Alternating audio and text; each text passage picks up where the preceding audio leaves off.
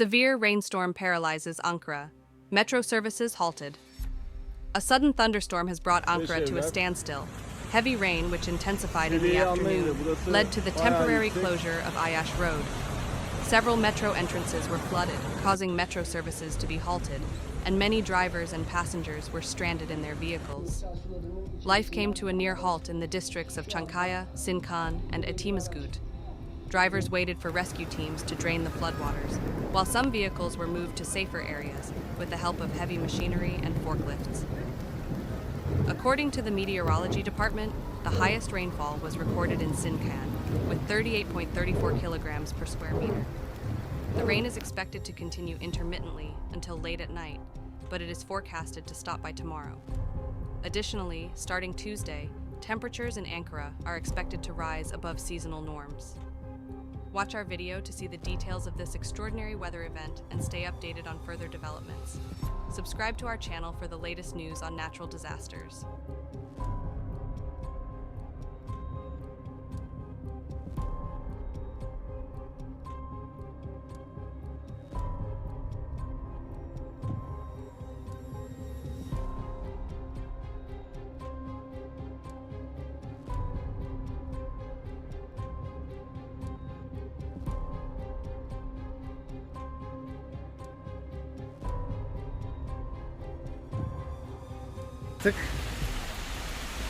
Balıklı Göl dönüşü.